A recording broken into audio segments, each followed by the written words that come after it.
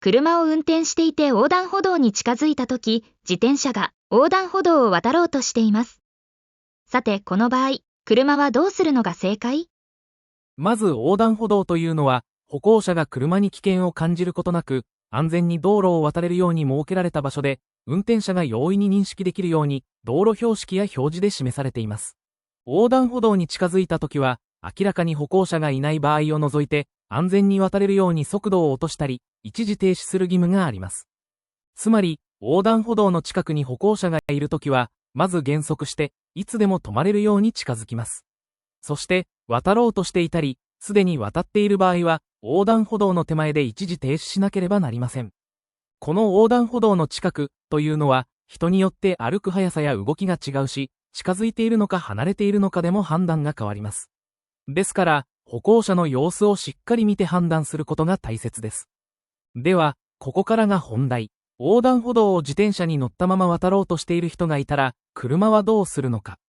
横断歩道は歩行者が横断するための場所ですが、実は自転車も横断歩道を渡っている歩行者がいない場合など、歩行者の通行を妨げる恐れのないときは、横断歩道を自転車に乗ったまま渡ることができます。ただし、自転車は軽車両です。歩行者ではありません。そのため、自転車に乗ったまま横断歩道を渡ろうとしていても、車には必ずしも一時停止の義務はありません。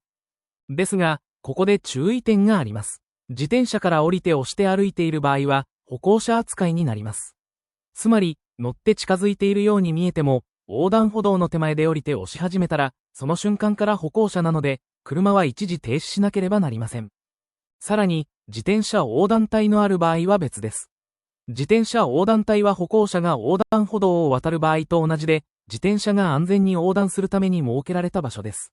そのため、自転車に乗ったまま横断しようとしていても、車には一時停止の義務があります。そして、横断歩道や自転車横断帯のない場所でも、車には安全運転義務があるし、自転車は交通弱者には違いないので、横断しようとする自転車がいれば、速度を落として慎重に進む必要があります。